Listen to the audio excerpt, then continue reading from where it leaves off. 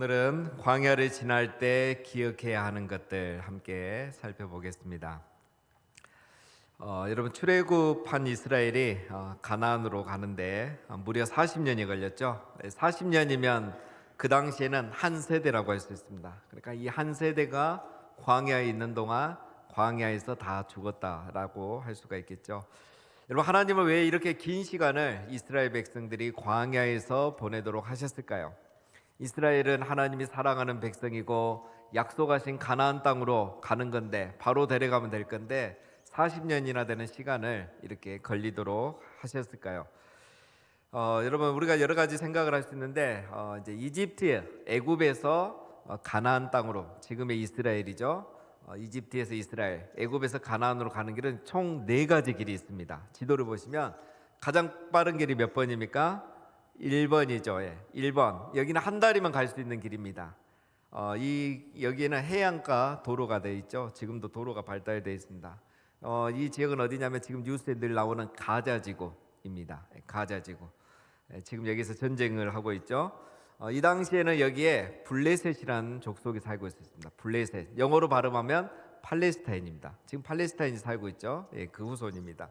이 블레셋, 팔레스타인은 철기 문화가 아주 발달되어 있습니다. 그래서 무기가 발달된 그런 민족이고, 그래서 그 당시에 이스라엘이 이쪽으로 갈 수 없었던 이유입니다. 노예로 살면서 400년 넘게 전쟁을 해보지 않은 이스라엘이 이쪽으로 가게 되면 겁을 먹겠죠. 그래서 이 길을 갈 수가 없었고, 또 여기는 애국과 블레셋의 국경이 있죠. 그래서 이집트 군대가 이 국경을 지키고 있는 겁니다. 지금도 가자지구 사람들이 이스라엘이 남쪽으로 빨리 피난 가라 해도 못 가잖아요. 더 이상. 왜냐하면 이집트 군대가 지키고 있기 때문에 못 가는 거예요. 이 당시에도 애국 군대가 여기를 지키고 있습니다. 그래서 이스라엘이 이쪽으로 가면은 바로의 마음이 중간에 바뀌어서 추격해 왔잖아요. 이스라엘이 바로 따라잡히게 되는 거죠. 그래서 이쪽 길은 갈 수가 없었습니다.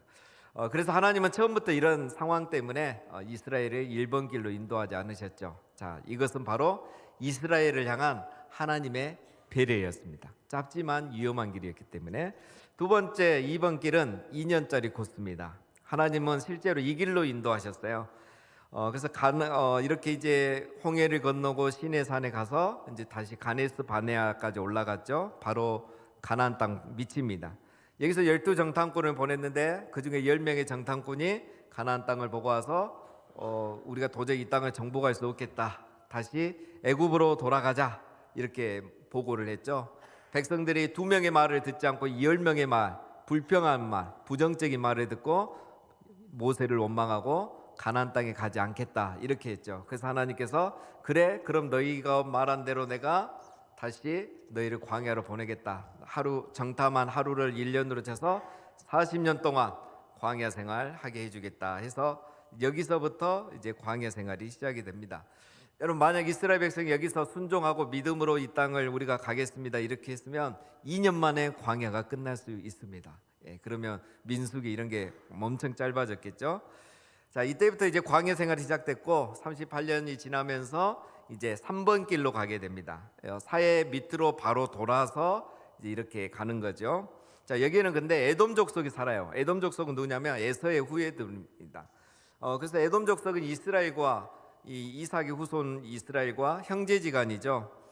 그래서 이 땅을 가는데 쉬울 줄 알았어요. 그런데 에돔 족속이 허락을 하지 않는 거예요. 무서워서, 혹시 이스라엘이 자기들을 공격할까봐. 이스라엘이 너무 강대하기 때문에 무서운 거예요. 여러분, 그 정도로 이스라엘이 번영한 겁니다. 그 당시에 이 노예로 있다가 이동하는 민족이 강하면 얼마나 강하겠습니까? 자기는 그 지역에 살고 있는데, 그럼에도 두려워할 정도로 이스라엘이 번성한 거예요.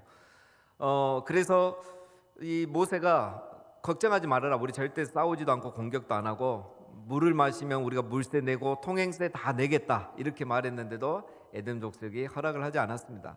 그러면 두 번째 방법은 이제 싸워서 통과하는 방법이죠. 그런데 하나님이 그렇게 하지 말라 하겠습니다. 왜냐? 형제지간이니까. 너희는 그래도 형제니까 싸우면 안 된다, 그냥 돌아가라 해서 마지막 4번 길, 다시 저 밑으로 내려와서 이렇게 해서 오른쪽으로 다시 돌아가게 되는 겁니다. 가장 먼 길을 간 거죠. 그래서 2번을 거쳐서 3번을 거쳐서 4번을 통해서 이제 가나안 땅에 가게 되는데 이렇게 간 길이 바로 무려 38년, 40년이 걸린 겁니다. 자, 그런데 여러분 이 네 가지 길을 보면 다 공통점이 있죠. 어디를 가든지 광야를 통과한다는 거예요. 광야를 통과하지 않는 길은 없습니다. 광야 통과하지 않고 가나안으로 가는 길은 없다는 거예요. 광야를 거치지 않고 가나안을 가는 길을 우리는 원하지만 그런 길은 처음부터 없었어요. 우리 사람들은 광야길을 가기를 원하지 않습니다. 광야의 시간을 원하지 않지요. 그러나 누구나 이 광야의 길을 가게 되어 있습니다. 광야는 여러분 누구나 지나가는 곳입니다. 우리 인생에서도 하나님은 광야를 거쳐서 가나안에 가도록 우리를 인도하고 계십니다. 여러분 사람들을 상담하다 보면은 다 공통점이 있습니다. 다들 뭐라 하냐면 왜 나에게 이런 어려운 일이 생겼는지 모르겠습니다. 왜 하나님은 나에게 이런 고통을 주시는지 모르겠습니다. 공통점은 나만 힘들다고 생각해요. 나만 어려움이 있다고 생각하는 겁니다. 다른 사람들은 아무 일 없이 잘 사는데 왜 나에게만 이런 일이 생기는지 참 마음이 아프고 또 시험에 들나가고 하나님이 원망스럽다 이렇게 말합니다. 그런데 여러분 우리가 부르는 복음송에 이런 가사가 있죠. 왜 나만 겪는 고난이라고 불평하지 마세요. 말을 안 해서 그렇지 사람들이 다 저마다 광야의 시간을 보내고 있습니다. 보냈든지 또 보내고 있습니다. 여러분 우리가 성경 인물을 보면 다 그렇지 않습니까? 아브라함도 하란을 떠나서 이삭을 낳기까지 그 기간 25년은 아브라함에게 광야의 시간이었습니다. 물론 아브라함은 이 광야에 있지 않고 가나안 땅에 있었죠. 그러나 가나안 땅에서 광야의 시간을 보낸 거예요. 그 25년 동안 아브라함이 얼마나 힘들었겠습니까? 얼마나 힘들었으면 여러분 애굽으로 내려가기도 하고 하가를 통해서 아들을 낳기도 하고 때로는 자기 종을 그냥 양자 삼고 끝내겠다고 이렇게까지 했겠습니까? 너무 힘들었던 거예요. 25년은 아브라함에게 광야의 시간이었던 겁니다. 요셉도 우리가 금요일날 살펴봤죠. 13년 동안 광야의 시간을 보냈습니다, 여러분. 요셉은 이 애굽이라는 광야에서 광야의 시간을 보냈죠. 요셉이 물 구덩이에 들어가는 그 순간부터 노예의 옷을 입고 제수의 옷을 입고 무려 13년을 광야의 시간을 보낸 겁니다. 모세도 그랬습니다. 모세도 광야 생활을 했죠. 모세는 자기 동족을 구하려다가 잘못해서 광야로 도망쳐가지고 40년을 광야 생활을 실제로 했습니다. 그리고 또 이스라엘을 출애굽시킨 이후에 이스라엘 백성들과 함께 광야에서 또 40년을 보냈었죠.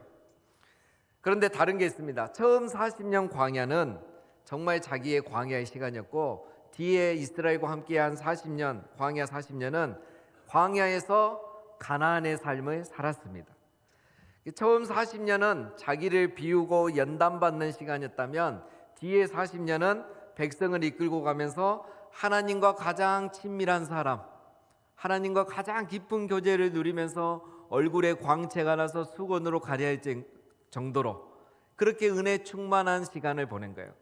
그러니까 이 뒤에 40년 광야는 광야의 시간이 아니고 가나안의 시간, 정말 은혜 가운데 보내는 그런 시간을 보낸 겁니다. 여러분 다윗도 그랬습니다. 다윗도 광야를 제대로 보냈죠. 다윗이 하루아침에 왕이 된 게 아닙니다. 여러분 13년이라는 이 광야의 시간과 광야를 실제로 다녔던 시간이 있었습니다. 여러분 사울은 12지파의 지지를 받은 이스라엘의 초대 왕이잖아요. 그래도 하나님께 버림받았어요.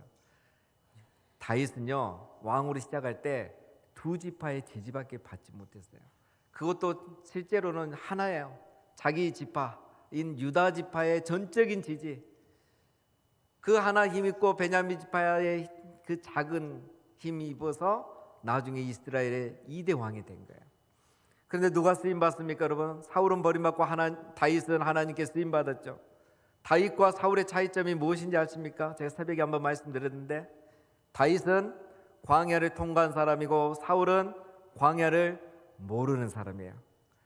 사울은 숨어 있다가 제비를 뽑았는데 그 제비를 뽑혀서 자기가 얼떨결에 왕이 된 거예요.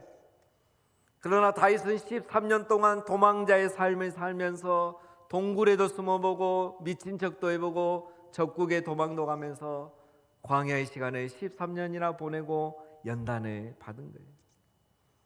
여러분 광야를 지나지 않고 쓰임받은 사람이 없습니다. 성경은 성공한 사람 이야기가 아니고 승리한 사람들, 광야의 시간을 보내고 믿음으로 승리해서 하나님 주신 사명을 감당하고 쓰임받은 사람들의 이야기라고 했습니다. 우리 예수님도 여러분 공생애를 시작하기 전에 광야의 시간을 보내지 않았습니까? 사랑하는 여러분, 우리가 이제 새해가 시작됐는데 우리는 꿈에 부풀고 많은 걸 기대하지만 우리도 언제 어떻게 이 또 광야의 길을 가고 광야의 시간을 보내게 될지 모릅니다. 두 가지로 가게 됩니다. 광야의 길은 첫 번째는 우리가 잘못해서 광야를 가는 경우가 있고, 두 번째는 하나님이 인도하셔서 가는 광야의 길이 있습니다. 이스라엘 백성들이 처음 2년은 하나님이 인도하셔서 가셨던 광야이고, 나머지 38년은 그들이 잘못해서 갔던 광야입니다. 어떻게 하든 우리가 이제 광야의 길을 가게 되고 광야의 시간을 보내게 될 건데, 광야의 길을 가게 되고 광야의 시간을 통과해야 될 때 여러분 기억해야 될 것이 있습니다. 왜 나만 겪는 고난이냐고 불평하지 마시고, 광야는 누구나 다 한 번쯤은 가게 되고 필요한 곳이라는 것을 기억하시기를 바랍니다. 그래서 우리가 또 한 가지 기억해야 될 것은, 광야는 고생하는 곳이 아니라 훈련받는 곳입니다. 아브라함도 광야에서 훈련받고 요셉도 모세도 다윗도 다 광야에서 훈련받는 시간이 있었습니다. 광야는 고생하는 장소가 아닙니다. 광야는 하나님의 사람으로 훈련받고 연단받는 곳입니다. 그래서 광야를 통과하면, 잘 통과하면, 훈련을 잘 받고 연단을 잘 받으면 축복을 약속하신 땅에서 축복을 누리게 되는 것입니다. 그런데 광야에서 고생하면서 훈련을 제대로 받지 않으면요, 슬프게도 죄송하지만 광야에서 고생만 하다가 끝나는 거예요. 광야는 고생하는 것이 아닙니다. 하나님이 우리를 훈련하는 거예요. 16절에 내 조상들도 알지 못하던 만나를 광야에서 내게 먹이셨나니 이는 다 너를 낮추시며 너를 시험하사. 왜 하나님이 광야에 보내시고 그들에게 만나를 주셨느냐? 양식이 떨어진 이후에 만나를 주신 것은 그 만나 먹으면서 이스라엘이 겸손해지고 하나님을 신뢰하고 먹을 만큼만 거두라고 하신 하나님 말씀에 순종해 보면서 믿음으로 살아가는 것, 이것을 훈련하기 위함이었다는 거예요. 그래서 만나가 넘침에도 불구하고 먹을 만큼만 걷어가라. 그리고 토요일만, 안식일 전날만 2배로 걷어가라. 이렇게 교육하고 훈련했던 거예요. 근데 마음이 교만한 사람은 하나님 말을 우습게 듣는 거예요. 네, 안 그럴 것 같지만 우습게 들어요. 그래서 순종하지 않고, 믿음이 또 없으니까 순종하지 않고 많이 걷어갔다 썼고 그렇게 했던 것이에요. 그리고 그뿐입니까 여러분? 나중에는 만나를 주신 것에 처음에는 너무 맛있다고 감탄하더니 나중에 시간이 흐르고 나서는 오히려 불평하고 원망하고 있잖아요. 나중에 그래서 민수기에 보면요, 이 만나를 이 사람들이 뭐라고 했냐면, 처음에는 꿀 섞은 과자, 맛있는 간식이라고 해놓고 나중에는 하찮은 음식이라고 합니다. 하찮은 음식. 세번역 성경에 보면 뭐라고 했냐면, 이 보잘것없는 음식은 이제 진저리가 납니다. 이렇게 하면서 만나를 불평하고 원망했던 거예요. 이렇게 불평하다가 나중에 그 사람들이 다 불뱀에 물려서 많은 사람들이 죽는 일이 가나안 땅 들어가기 직전에도 있었다는 겁니다. 여러분, 광야를 지나기를 원했지만 그들은 훈련을 제대로 받지 않았던 거예요. 만나를 주신 것에 처음에 감사하더니 나중에는 불평 원망했던 겁니다. 만나의 맛이 변한 것이 아니고 그들의 마음이 변하고 교만해진 거예요. 처음에는 겸손해서 감사하더니 마음이 높아지니까 불평 원망한 거예요. 은혜를 은혜로 모르고 당연하게 여기고 불평 불만했던 것입니다. 훈련을 못 받았던 거죠. 처음에 또 가데스 바네아에서도 그랬죠, 여러분. 가데스 바네아에서도 정탐을 하고 와서 하나님을 신뢰하지 못하고 불평하면서 가나안에 들어가지 않겠다고 했어요. 그래서 하나님이 그들의 말대로 그들을 광야로 다시 돌려보내서 38년 동안 광야 생활을 다시 하게 한 겁니다. 광야에서 훈련이 잘 되지 않으면요, 2년으로 끝날 광야가 38년이 더 늘어나는 겁니다. 여러분, 어떤 사람은 광야에 대해서 말하면 나도 고생을 많이 해봐서 잘합니다 이렇게 말해요. 여러분, 고생을 한 것이 광야를 지난 것이 아닙니다. 광야에서 훈련을 받고 연단을 받아야 광야를 지났다고 할 수 있는 겁니다. 마음이 겸손해지고 성품이 변화되고 말씀을 순종하고 하나님을 경외하는 마음을 갖게 되는 것, 그것이 바로 광야 학교의 목적인 것입니다. 광야에서 고생만 하는 사람이 독해집니다. 이기적이 돼요. 고생을 너무 많이 했거든요. 그리고 연단은 안 됐거든요. 변화가 안 됐거든요. 그래서 이기적이 되고 독해져요. 광야는요, 고생하는 것이 아니라 훈련받고 연단받는 것입니다. 여러분, 처음부터 착한 사람이 어디 있습니까? 처음부터 순진한 사람이 어디 있습니까? 다 광야에서 연단받고 훈련받아서 내가 지고 말지, 양보하고 말지, 내가 참고 말지, 착한 사람이 되는 겁니다. 하나님을 경외하는 사람이 됐기 때문에 착해지고 그런 사람이 된 거예요. 연단받지 못하고 훈련받지 못하니까 고생만 하고 오히려 더 사람이 독해지고 이기적인 사람이 되는 겁니다. 욥이 누구보다도 긴 광야, 이 힘든 광야의 시간을 보내고, 여러분, 욥이 뭐라고 했습니까? 욥기에 보면, 그러나 내가 가는 길을 그가 아시나니 그가 나를 단련하신 후에는 내가 승군같이 되어 나오리라.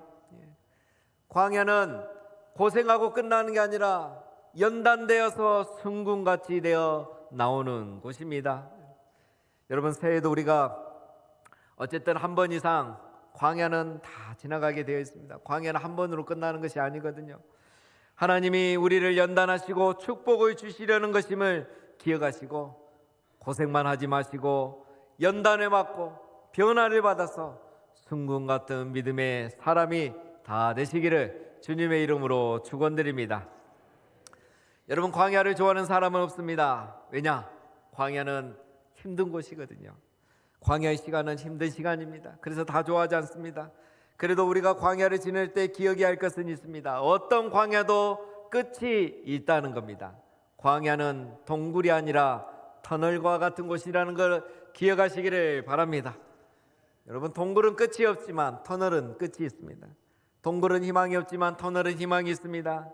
끝이 있기 때문이죠. 끝이 없는 광야는 이 세상에 없습니다. 끝이 없는 사막이 있습니까? 없잖아요.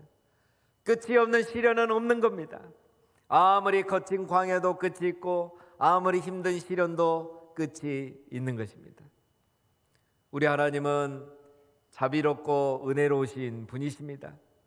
광야의 목적은 고난이 아니고 고생이 아니고 훈련이라고 했습니다. 고생이 목적이라면 광야가 끝이 없었겠죠. 광야가 동굴이 되겠죠. 들어갈수록 어두워지고 나올 수 없는, 길을 잃어버리게 되는 그런 동굴 속에 넣을 수 있었을 겁니다. 그러나 고생이 목적이 아니기 때문에, 훈련이 목적이고 연단이 목적이기 때문에 하나님은 동굴 속에 우리를 넣으신 게 아니라 광야의 터널, 어둠의 터널 속에 넣어 놓으시는 겁니다. 그래서 그 안에서 마음이 겸손해지고 성품이 변화되고 믿음이 자라고 말씀에 순종하면서 여호와를 경외하는 마음을 갖게 되면 광야는 오늘이라도 끝날 수 있는 것입니다. 광야의 목적이 고생이 아니라 훈련이기 때문이죠. 우리를 성숙한 믿음의 사람으로 변화시키는 것이 광야의 목적입니다. 그래서 마침내 우리에게 복을 주시는 게 광야의 목적인 것입니다. 오늘 16절 말씀에 뭐라고 합니까? 마침내 내게 복을 주려 하심이었느니라. 왜 이스라엘 백성들에게 광야를 보내셨는가? 그들에게 마침내 복을 주시기 위함인 겁니다. 마음을 낮추신 이유가 마침내 복을 주시기 위함인 겁니다. 마음이 겸손해지고 순종하는 사람이 되고 하나님을 경외하는 사람이 되면 약속하신 축복을 누리게 하기 위함인 것입니다. 사랑하는 여러분, 가나안은 고생하는 곳이 아니라 훈련받는 곳이라고 했습니다. 그래서 훈련되고 이렇게 변화되어질 때 약속하신 축복을 누리게 해 주시기 위함인 것입니다. 그런데 광야에서 우리가 제대로 훈련을 받지 못하면 가나안에 들어가도 가나안이 다시 광야가 되는 거예요. 훈련받지 못하고 가나안에 들어가니까 가나안에 들어와서도 가나안이 광야 같은 삶을 살아가게 되는 것입니다. 이스라엘은 광야에서 제대로 훈련을 받지 못했습니다. 그래서 가나안에서 다시 광야 같은 생활을 하게 되고요. 하나님이 약속하신 땅에 축복을 약속하신 땅임에도 불구하고 그 축복을 누리지 못하고 불과 200-300년 만에 나라가 망하고 바벨론의 포로로 잡혀가는 또 다른 광야의 시간을 보내게 됐던 것입니다. 사랑하는 여러분, 광야는 끝이 있는 터널과 같습니다. 우리가 이 광야의 터널을 잘 지나면 약속하신 축복이 우리를 기다리고 있는 것입니다. 아브라함은 이 광야의 터널을 25년을 지났고, 요셉은 광야의 터널을 13년을 지났고, 모세는 40년 동안, 다윗은 13년 동안 이 광야의 터널을 지났습니다. 그리고 어떻게 됐습니까? 아브라함은 믿음의 조상이 되고, 요셉은 애굽의 총리가 되고, 모세는 이스라엘의 지도자가 되고, 다윗은 이스라엘의 왕이 다 된 것입니다. 저마다 이 광야의 터널을 잘 지나고 연단받고 훈련받아서 약속하신 축복을 누리게 되었던 것입니다. 가나안 땅은 축복의 땅이 아니라 축복을 약속하신 땅이라겠습니다. 광야에서 연단을 잘 받고 광야의 터널을 잘 지나는 사람이 약속하신 축복을 누리게 되어 있는 것입니다. 사랑하는 여러분, 광야를 지나야 될 때 꼭 기억하시기 바랍니다. 광야는 동굴이 아니라 터널이라는 것을, 끝이 있으니 이 광야를 지날 때 자기를 돌아보고 변화를 받아서 약속하신 축복을 다 누리시게 되는 우리 모두 되시기를 주님의 이름으로 축원드립니다. 마지막으로 기억해야 될 것은 광야에는 사탄도 있지만 하나님도 함께 계신다는 것을 기억하셔야 되겠습니다. 여러분, 광야에서 우리를 유혹하고 시험에 들게 하는 사단이 항상 있습니다. 예수님도 광야에서 시험 받을 때 사단이 거기에 있어서 예수님을 유혹하고 시험하지 않았습니까? 이스라엘은 광야에서 사단의 시험에 빠져서 고생만 하고 끝났습니다. 예수님은 광야에서 사단의 시험을 이기고 권능을 받아서 공생애를 시작하고 사명자의 길을 가셨던 겁니다. 여러분, 광야에는 사단도 있지만 하나님도 계신다는 것을 기억하시기 바랍니다.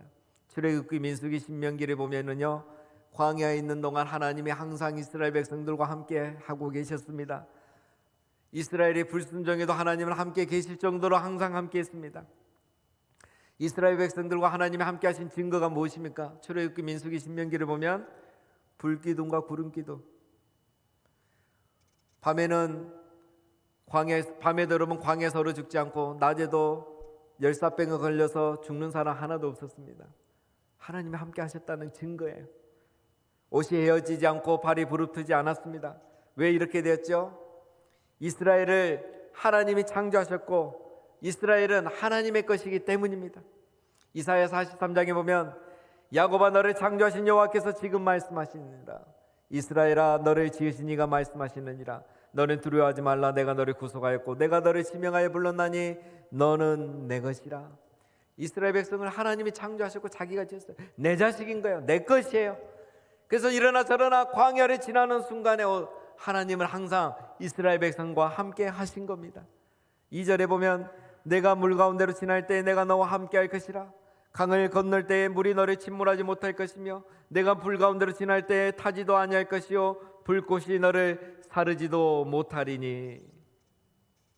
이 말씀은요, 이사야 43장 1, 2절은 바벨론 포로라는 광야를 말해요. 사실 너희가 바벨론 포로라는 이 광야를 끝내고 다시 예루살렘으로 돌아올 때 내가 너희와 함께해서 무사히 귀환하게 해주겠다는 겁니다.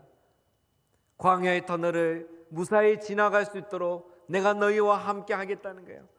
유프라데스 강을 건너야 될 때 강물이 너희를 침몰하지 못하도록 내가 너희를 지켜주겠다.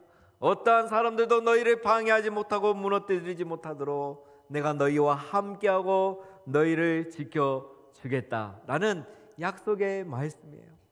이 말씀대로 여러분, 이사야가 이 말씀을 바벨론에 멸망하기도 전에 예언을 했는데 이스라엘 백성이 70년 동안 포로 생활 다 마치고 광야의 시간 다 보내고 무사히 예루살렘으로 귀환하지 않았습니까? 하나님이 함께 하셨기 때문인 것입니다.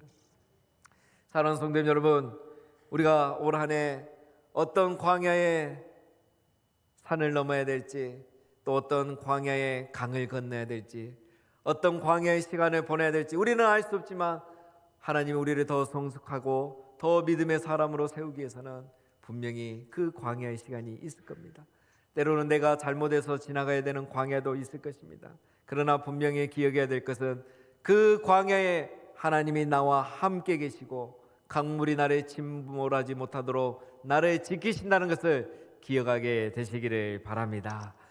사랑하는 성도님 여러분, 한 해 동안 우리가 광야를 지나야 할 때마다 오늘 이 말씀을 꼭 기억하시기를 바랍니다. 이것은 우리를 연단하기 위함이라는 것을 여러분 기억하시고, 광야의 터널은 끝이 있다는 것을 기억하시고, 하나님은 항상 우리와 함께 하고 계신다는 것을 기억하셔서 우리도 이 광야를 지날 때에 순금과 같이 연단되어서 겸손한 사람이 되고 예수님의 남은 성품의 사람으로 변화되고 하나님을 경외하는 사람으로 변화되어서 약속하신 모든 축복을 올 한 해도 누리며 살아가시는 우리 모두가 다 되시기를 주님의 이름으로 축원드립니다.